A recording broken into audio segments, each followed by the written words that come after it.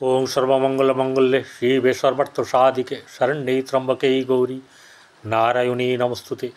सृष्टिस्थिति विनाशानं शक्तिभूते सनातनी गुणाश्रये गुणमये नारायणी नमस्तुते। जय बड़ मायर जय, जय महादेवी महामायर जय। प्रत्येकेर जीवन सुंदर होक, प्रत्येके स्वास्थ्यवान थाकुन, प्रत्येकेर संसार सुखेर होक आनंदेर होक। श्री श्री पद्मावती मा एवं बड़ मायेर काछे এই প্রার্থনা করি। প্রত্যেককে জ্যোতিষ আচার্য পরিতোষ দে চ্যানেলে স্বাগত জানাই। প্রত্যেকে ভালো থাকুন, সুস্থ থাকুন। আজ আরেকটি গুরুত্বপূর্ণ বিষয় নিয়ে আমি পরিতোষ দে আপনাদের সামনে এই ভিডিওতে উপস্থিত হয়েছি। যে ভিডিওটি বর্তমান সময়ের পরিপ্রেক্ষিতে, কারণ আমি যে ভিডিওগুলো করি সেগুলো হচ্ছে যে বর্তমান সময়ের পরিপ্রেক্ষিতে বা আগাম কিছু ব্যাপার, সেটা রাশি অনুযায়ী করে থাকি এবং রাশি সাপেক্ষে গ্রহর বলাবল বা তার ফলাফল সেগুলো নিয়ে আমি কিন্তু বলি। কারোর পার্সোনাল জন্মকুণ্ডলী নিয়ে বিচার করি না, আর কারোর মনের মতন করে আমি এখানে বিচার করতে বসিনি। ঠিক আছে। আর একটা কথা বলি, যারা এতদিন ধরে আমার এই দর্শকবৃন্দরা সাবস্ক্রাইব করেছেন তাদেরকে অসংখ্য ধন্যবাদ। তারা প্রত্যেকেই ভালো থাকুন এবং সুস্থ থাকুন। যারা সাবস্ক্রাইব করবেন তার পাশে থাকা বেল আইকনে ক্লিক করবেন এবং অল বটমেও ক্লিক করবেন বা প্রেস করবেন। তাতে কী হবে, নোটিফিকেশনটা আপনার কাছে চলে যাবে। ভিডিও দেখবেন, ভিডিও দেখে বুঝবেন, স্কিপ করবেন না। এটা তো আমার অনুরোধ থাকতেই পারে, কারণ আপনাকে বোঝাবার জন্যে কিন্তু পুরো ভিডিওটা করি। এবার আপনি 3 মিনিট 2 মিনিট 5 মিনিট 10 মিনিট দেখার পরে চলে গেলেন, পুরো বুঝলেন না, বা হঠাৎ মন্তব্য করে বসলেন, আপনার ভালো লাগলো না। ভালো নাই লাগতে পারে, পুরো ভিডিও যে না দেখবে তার কাছে আমার যে বক্তব্য সেটা ভালো করে তার কানে পৌঁছাবে না। তাই পুরো ভিডিও যে দেখবেন সেই একমাত্র কমেন্ট করবেন। ঠিক আছে। আর আমার দর্শক বন্ধু যারা প্রকৃতপক্ষে দর্শক বন্ধু, তারা কেউ মানে ভিডিওটা পুরো না দেখে মন্তব্য কোনো করে না, এটা আমার বিশ্বাস। যাই হোক, আপনারা ভিডিও দেখার পরে যদি মনে হয় যে আপনাদের কোনো অসুবিধা আছে, আপনারা আপনাদের পরিচিত জ্যোতিষীকে দিয়ে দেখিয়ে নেবেন। কারো যদি আমার সঙ্গে দেখা করতে বা কথা বলতে ইচ্ছে করে, দেখাবার ইচ্ছে হয়, অনলাইনেই আমি দেখি 8906781469 নাম্বারে যোগাযোগ করতে পারেন। যাই হোক, ভিডিওতে চলে আসি মূল পর্বে। সেটা হচ্ছে গিয়ে যে রাশির বিচার হবে সেই রাশির ভাগ্যভাবে ক্রূর গ্রহর অধিষ্ঠান, অর্থাৎ খারাপ গ্রহ। যে গ্রহ আমরা খারাপ বলি, আবার কখনো তাদেরকে তোল্লা দিয়ে বলি ছাপ্পড় ফাড়কে দেগা, তাহলে আমরা নেওয়ার সময় যেমনই নিই, নেওয়ার পরে ভুলে যায় যখন খারাপ করে। কর্তব্য আমি খারাপ করি, দোষ দিই ওনার। তো এরকম একটা সময় আসছে সামনেই, আর মাত্র 9-10 দিন বাকি, যেখানে শনি তার স্বক্ষেত্র ছেড়ে চলে যাবে হচ্ছে গিয়ে মীন রাশিতে, এবং মীন রাশিতে যাবে, সেখানে গিয়ে কিন্তু 2.5 বছর থাকবেই থাকবে। আর সেখানে আগের থেকে পূর্ব হইতে প্রথম থেকেই বসে আছেন শনি। আরেকটি গ্রহ সে 1.5 বছর থাকবে, সেটি হচ্ছে গিয়ে তার টোটাল টার্মটা হচ্ছে 1.5 বছর। সে 1.5 বছর ওইখানে থাকবে, কমপ্লিট করে চলে আসবে 18ই মে কুম্ভ রাশিতে, মীন রাশি ছেড়ে। তো এই যে 50 দিন আপনার মহাবলিয়ান তারা দুজন ওইখানে একসঙ্গে থাকবে, সেটি হচ্ছে রাহু এবং শনি। তো রাহু এবং শনি কোথার থেকে আমরা বিচার করব আজকে? কর্কট রাশি থেকে। কর্কট রাশি একটি জলরাশি, প্রবাহমান, প্রবাহ হতেই থাকে। অর্থাৎ সেই জল যে প্রবাহিত হচ্ছে, অর্থাৎ তার কল্পনা জগতের, সে কল্পনার প্রথম জায়গাতে ফিরে যেতে পারে না। আর এই রাশির লোকেরা কল্পনাপ্রবণ হয়। এরকম একটি সময়ে তার এখানে আমার বক্তব্য যে এই যে পরিস্থিতি আপনার সামনে ভাগ্যর ব্যাপার থেকে আসবে, শনি এবং রাহু বসে আছে, আরও গ্রহ বসে আছে এই ইয়েতেই আপনার 29শে মার্চ, সেদিনকে আবার সূর্যগ্রহণ, সেদিনকে 6টা গ্রহ একত্রভাবে থাকবে মীন রাশিতে। কি ভয়াবহ ব্যাপার হতে পারে। সব জায়গায় হবে, সব জায়গায় না, কিন্তু বেশ কিছু জায়গায় হবে বা সূচনা হতে পারে এবং মানুষের জীবনেও ঘটবে।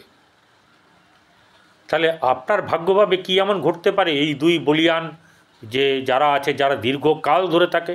কারণ ধরুন চন্দ্র সোয়া দুদিন থাকে ওই মানে যে কোনো রাশিতে, রবি 1 মাস থাকে, প্রতিদিন 1 ডিগ্রি করে যায়, শুক্র 28 দিন, বুধ ওরকম 18 দিন থেকে 22 দিন 25 দিন এরকম হেরফের হয়।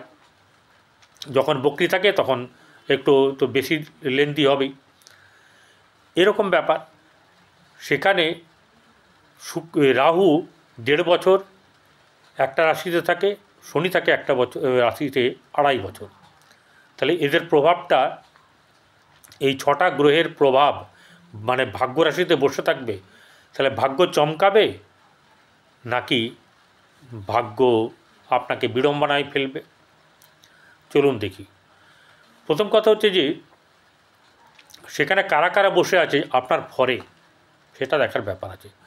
চন্দ্র বসে থাকবে, চন্দ্র তো সোয়া 2 দিন পরে চলে আসবে, চলে গিয়ে পরের দিনকে মানে সোয়া 2 দিন শেষ হবে, তারপর দশমে চলে আসবে এই কর্কট রাশি সাপেক্ষে, মেষ রাশিতে চলে আসবে। এবং এই যে 40 দিনের 50 দিনের কথা বলছি, রবি তো তা বেরিয়ে চলে আসবে। রবি 30 দিন পেরোবে, 15ই এপ্রিলে সে তুঙ্গ হয়ে যাবে। কোথায়? চৈত্র মাস শেষ হয়ে যাবে, 1 বৈশাখ থেকে সে ওখানে থাকবে আপনার মেষ রাশিতে উচ্চস্থ হয়ে, তাহলে সেও বেরিয়ে আসবে। বুধ বক্রি হয়ে আছে, শুক্রও বক্রি হয়ে আছে, তাদের কিছুদিন সময় লাগবে, বক্রি হলে বেশি সময় লাগে তার টার্ম। তাহলে এখানে এই রাশির পক্ষে মিত্র গ্রহকে থাকলেই পেয়ে যাব। দেখুন শনি হচ্ছে সপ্তমপতি এবং অষ্টমপতি বসে আছে নবমে, মানে যাবে নবমে। রাহু তো কোনো ঘরের মালিক নয়। তাহলে রাহু এবং শনি এরা ভাগ্যের জায়গায়, শনি কী করে ভাগ্যের জায়গাকে লেট করে দেয়। যেহেতু শনির ওই 2.5 বছর স্প্যান, সে কিন্তু লেটে লেটে চলে এবং প্রথম দিকে গিয়ে সে কিন্তু কোনো কিছু করতে চায় না। কিন্তু সব পরিস্থিতি সব সময় সব জায়গায় এক হয় না। সেখানে অলরেডি সে যাওয়ার সময়তে তার ইয়েতে আরও 5টা গ্রহ তাকে ওয়েলকাম করবে, ভালোভাবেই করুক আর খারাপভাবেই করুক। রবির সঙ্গে তার বনে না, চন্দ্রের সঙ্গে বনে না, শুক্রর সঙ্গে ঠিক আছে, বুধের সঙ্গেও ঠিক আছে, রাহুর সঙ্গেও ঠিক আছে। কিন্তু এই ঠিকটা আপনাকে কে ঠিক করবে? এইবার একটা কথা হচ্ছে যে এই রাশি সাপেক্ষে, কর্কট রাশি সাপেক্ষে চতুর্থপতি শুক্র এবং চতুর্থপতি আর একাদশপতি। চতুর্থ হচ্ছে মন, মানসিকতা, মাতা, আপনার বন্ধু, সুখ, গাড়ি, বাড়ি ইত্যাদি। নর্মাল ওয়ের কথা বলছি, নর্মাল। এবং একাদশ হচ্ছে লাভ স্থান, আয় স্থান, সাফল্য স্থান, লিকুইড মানি। তাহলে এই জায়গাটা শুক্র যেহেতু তুঙ্গ হয়ে আছে, সে ভালো ফল দেবে। বোঝা গেল? সে কিন্তু ভালো ফল দেবে, শুক্র নেই, চিন্তা নেই। তাহলে বুধ হচ্ছে গিয়ে তৃতীয়পতি এবং দ্বাদশপতি। তাহলে তৃতীয়পতি দ্বাদশপতি রাশিতে বসে আছে মানে আপনার ভাগ্যভাবে, তাহলে সে কী ফল দেবে এই একটা ভাববার ব্যাপার আছে। তৃতীয়পতি ভাগ্যস্থানে থাকা অতীব শুভ, দ্বাদশপতি ভাগ্যে থাকা বিদেশ যাত্রার ক্ষেত্রে শুভ। সব কি অশুভ হয়? সমস্যা থাকবে, নানা রকম ব্যাপার থাকবে, যে যাক মানে কর্ম করায় বা যে যা ফল দেয় সেই ফলের ব্যাপারে হেরফের হবে। তাহলে এখানে অবস্থান ভেদে কিন্তু হচ্ছে গিয়ে তার ফলটা পাবে। তাহলে বুধ এখানে তাকে খারাপ দিচ্ছে না। বুধ নিচস্থ ওই ঘরে, নিচস্থ হলেও তার বন্ধু শুক্র আছে। শুক্র দ্বারা কী হচ্ছে, নিজ ভঙ্গ রাজযোগের ফল দেবে ভাগ্যস্থানে। তাহলে আপনাকে এখান থেকে আউট অফ স্টেট নিয়ে যেতে পারে কোনো কর্মের ব্যাপারে নিয়ে, এমনকি বাইরেও নিয়ে যেতে পারে। 3-এর অধিকারী এবং দ্বাদশের অধিকারী গ্রহ হচ্ছে মানে লর্ড হচ্ছে বুধ ভাগ্যস্থানে বসে। তাহলে 3, 9, 12 কানেকশন পেয়ে গেল। 3 ঘরের বাইরে, 9 রাজ্যের বাইরে, আর দ্বাদশ হচ্ছে রাষ্ট্রের বাইরে। এটা একটা গেল। তাহলে এই দিকটা তাহলে ভালো হওয়ার সম্ভাবনা আছে। এইবারে কথা হচ্ছে যে বুধ আপনার জন্মকুণ্ডলিতে কেমন আছে, শনি, শুক্র, রাহু, রবি এরা কেমন আছে সেটা তো দেখতে হবে। রবি হচ্ছে দ্বিতীয় পতি ভাগ্যে থাকা লাক খুব ফেভারে থাকবে।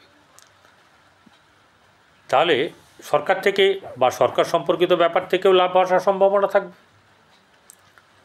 কিন্তু হ্যাঁ, যার রবি ভালো আছে তার ক্ষেত্রেই ঘটনা ঘটবে, এবং যার মহাদশা অন্তর্দশা সেই কানেকশনটা দিচ্ছে সেটাতে দেখতে হবে। চলে আসবো এবারে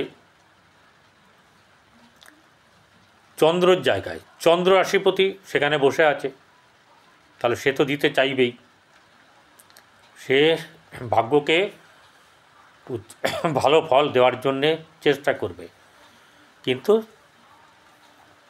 সেখানে অনেকগুলো গ্রহ আছে, সবগুলো গ্রহই প্রায় বিপরীত, তার পক্ষের কোনো গ্রহ নেই। রবি উত্তপ্ত কারক গ্রহ, রবির সঙ্গে চন্দ্র থাকা মানেই সেটা হচ্ছে অমাবস্যা যোগ, যখনই খুব ডিগ্রিগতভাবে কাছে চলে আসে। শুক্রের সঙ্গে সম্পর্ক ভালো না, রাহুর সঙ্গে ভালো না, শনির সঙ্গে ভালো না, বুধের সঙ্গে ভালো না। তাহলে এই চন্দ্র কিন্তু তাকে ভালো খুব একটা দিতে পারছে না। রইল বাকি হচ্ছে রাহু কি করবে? রাহু চঞ্চলতা আনে ভাগ্যর জায়গায়। কি করবে মানে কখনো এটা ভালো কখনো ওটা ভালো, উতার চড়াও যেটাকে বলা হচ্ছে জোয়ার বাটার ব্যাপার, এই সব ব্যাপার কিন্তু চলবে। তাহলে সেই জায়গাটা থেকে দেখতে হবে যে এটা কিন্তু আমার জন্যে খুব একটা ভালো হলো না, রাহু ভালো ফল দেবে না। এই যে ভাগ্যভাবে 6টা গ্রহের যে পরিবেশ, শনি এবং রাহু এই দুটোকেই কিন্তু ভয়ানক সবাই ভয় পায়। এবং ধরুন চীন বিরাট বড় আমেরিকা সেও বড়, বিশ্বের তাদের বিরাট ক্ষমতা, কিন্তু যদি এক জায়গায় হয় ঠিক থাকতে পারবে? দুজনেই কিন্তু ফল দেওয়ার চেষ্টা করবে, ভালো ফলটা, কিন্তু একজন দিতে গেলে আরেকজন তো বাধা দিতে পারে। অথবা ছপ্পটপটকে যেটা দেয়, চল তুমিও দাও আমিও দিই, ও আমার বন্ধু এও আমার বন্ধু, ঠিক আছে? তাহলে এইভাবে কিন্তু ঘটনা ঘটবে যাদের জন্মকুণ্ডলিতে রাহু এবং শনি ভালো জায়গায় আছে তাদের ক্ষেত্রে কিন্তু বেশ কিছু ঘটনা সুখের হবে, এবং অর্থনৈতিক অবস্থা মানে শুভ হওয়ার জন্যে বা ভাগ্য আপনাকে শুভ ফল দেওয়ার জন্যে কিন্তু রেডি থাকবে। তাই আপনারা কিন্তু এই ব্যাপারে সচেতন থাকবেন, গড়িমসি করলে হবে না। আর যেটা করতে হবে সেটা হচ্ছে কোনোভাবে ওই অলসতা কিন্তু চলবে না। অলসতা, ঘুম থেকে দেরিতে ওঠা বা হবে, এই ব্যাপারগুলো থেকে নিজেকে বিরত রাখুন, তাহলে কিন্তু আপনার পক্ষে ভালো হবে। এবং এই শনি রাহুর ভালো রেজাল্ট পেতে গেলে কি করতে হবে না করতে হবে আপনারা জ্যোতিষীর কাছ থেকে পরামর্শ নিয়ে নেবেন, কারণ সকলের রাহু এবং শনি এক জায়গায় নেই। তাই এই কথা আমি বললাম। তবুও বলবো যে আপনারা গরুকে খাবার দিন এবং কাক কুকুরকে খাবার দিন, এতে আপনাদের কিন্তু ভালো হবে। নমস্কার।